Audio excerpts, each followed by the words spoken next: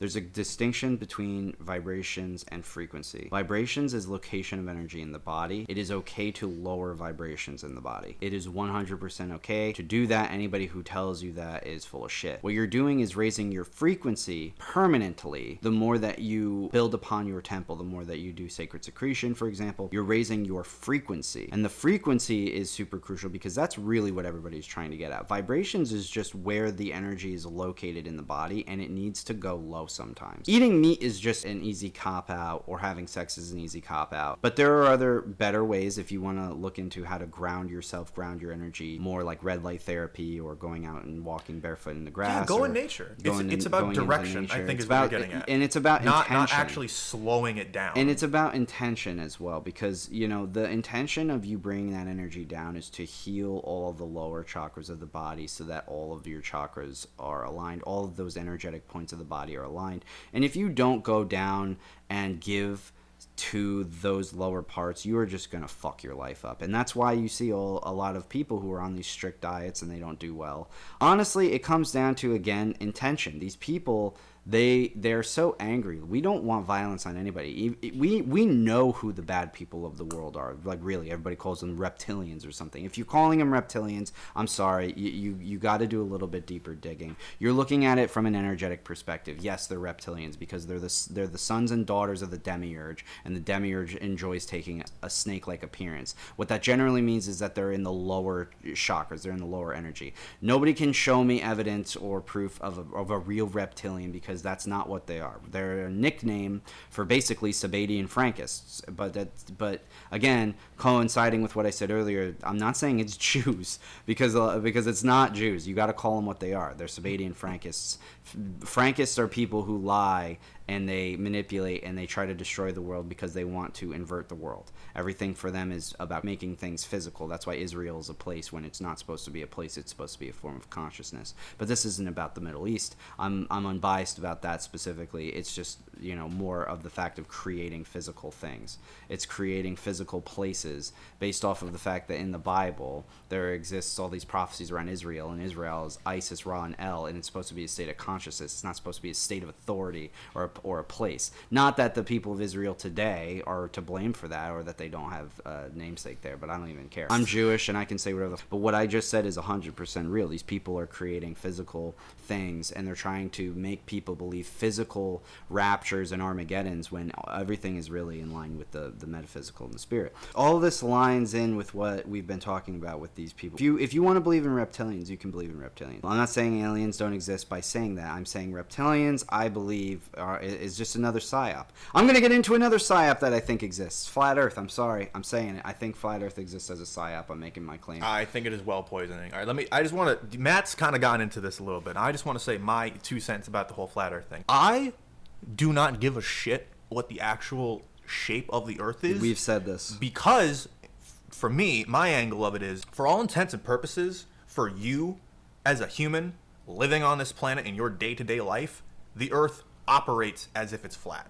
And what I mean by that is, not saying that it is, but when you go outside and you look around, everything's generally flat. Right. There are hills, there are slopes. Don't come at me for that. I know ships disappeared below the horizon. All right, calm down. But for all intents and purposes, when you go outside and you use your senses, things are flat.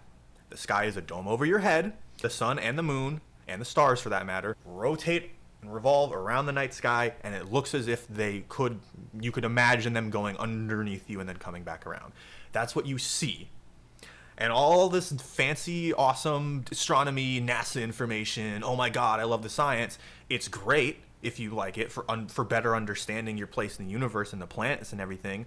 But when you look out of the night sky, you're not necessarily seeing all this stuff that's being described by NASA and everything. You're seeing just stars floating there, moving across the firmament like they're rotating, and you are on a flat plane. For your bodily senses, for all intents and purposes, that's why I don't give a shit what shape the Earth is. I'm not going to space.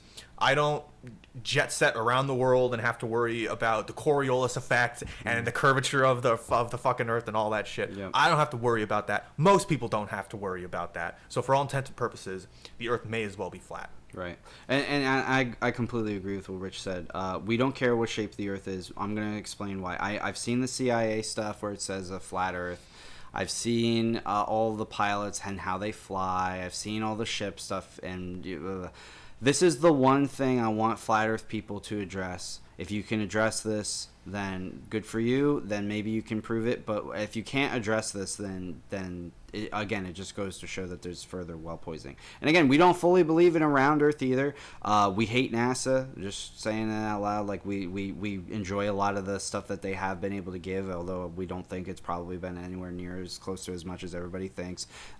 We know that they started doing underwater shit before they ever did space stuff, and we've seen all the fake footages of how they pretend like they're in space when they're really not, and they're using cameras and blah blah blah. Yeah, well, we get it. And we also know that the moon footage, specifically the footage from the 1969 or whatever moon landing, we know the footage was faked by Stanley Kubrick. We already know all that stuff. Not saying that people didn't go to the moon. I probably didn't, but I'm just saying the footage was definitely faked. And if you believe that footage was real, then go take a film class because you need it. But listen, this is really what I'm getting at with flat Earth. Flat Earthers need to be able to prove the zodiacal ecliptic. That's your secret. There you go. Bada bing. I just gave it to you. Once you discover the zodiacal ecliptic and you can map all the flat Earth shit to the zodiacal belt, then you'll win. You'll win the argument. You'll be able to convince anybody. I don't think you can do it. Unless you can convince me that all of the sky maps that show all of the stars in real time all over the world are somehow faked, and they are purposefully hidden in each specific country depending on what other country that you're looking into. Let me expand on what I just said. I'm in the United States. It is almost going to be January 1st, so we'll just pretend it's January 1st, 2023. Above me at noon, the sun is going to be behind the sign of, technically it'll be Sagittarius, but we're just going to say Capricorn. It'll be behind the sign of Capricorn. And Sagittarius and Scorpio and Aquarius are all going to be relatively somewhere in the sky around noontime. Below me is going to be the more summer and springtime signs like Cancer, Gemini, Leo, etc. If you go at noon, January 1st, 2023, in the United States, and you go and you look up the stars in China, you're going to see the exact same stars that I just said were underneath us from our perspective, which would be Cancer, Gemini, etc., because the sun's not in the sky. And the zodiacal belt... If you're on a flat plane, you could, in theory, see all the zodiac all the time, no matter where you are. It would. If it was a flat Earth, you would see the six signs, 6 to 7, 5, maybe whatever, in the sky at all times, and everybody would be seeing the same constellations, but they don't.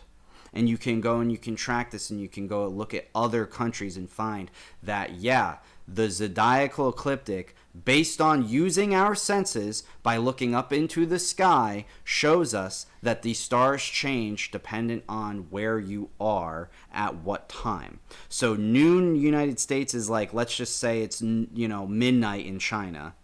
Theoretically, it could work out that way depending on where you were. They're going to be the complete different signs. They're going to be different signs. On a flat Earth model, they would be the same signs. Somebody needs to address that in the flat Earth community. If you can find somebody who can address that in the flat Earth community, then bada bing. I think you can prove it. But give us a straightforward answer. And give us a straightforward answer. Don't just do a whole bunch of guffawing. Yeah, that's going to be the basic trend. That's normally what it is. So if you're a flat Earther, there you go. We don't hate you at all. We totally understand why you believe in flat Earth. Just stop poisoning the well. Yeah, basically, because again, I've said this. I don't think that how we're looking at a 2D flat Earth or 3D flat Earth or a 3D spheroid Earth is correct. I think it could be any anomaly. I think it could be any amalgamation of a fucking toroidal shape, and I think it is. It could be a donut for all I fucking know, or care. I don't care. It doesn't make a difference to me. I don't give a shit. Moving on. For all the extremists, if you're going to sit here and call us anti-Semitic, I'm going to call you a Frankist, and my word means a lot more worse things than your word, just because Frankism is like rooted in complete debauchery and bullshit degeneracy. And again, dark magics of just trying to prove that the demiurgical God is the actual true God, because you don't want to accept that Jesus Christ is the Messiah of the Jewish faith. If you're going to call us... anything having to do, if you're going to say anything about how we're not preaching the literary word of the Bible, yes, that's absolutely correct. We don't do that because we don't believe that the literal word of the Bible is supposed to be the only interpretation, or for any really of the other spiritual books for that matter. No, it's all allegory. It's all allegory. And instead of having a rich discussion about that for the past 500 years, instead we've just sunk into where we are now, where every single thing that was ever put down in those books was literal, and that only applies for some reason to spiritual texts, but not at all to works of modern fiction. Because works of modern fiction, people will sit there and talk until they're blue in the face about how something as simple as a particular type of wand in Harry Potter has an intensely powerful spiritual meaning. But yet those same people will deride anything from the Bible as a desert tale about Sky Daddy. Mm-hmm. Because for whatever reason, I do not know why, but these the intellectual types out there, and a lot of you atheists, seem to just refuse to believe that any of these stories could have an allegorical and metaphorical meaning, even when it's obvious that they do. The author said that they do. The people right after the author said that they do. And virtually every single person who actually seriously studies this stuff as an academic will tell you that yes, these are allegorical and metaphorical.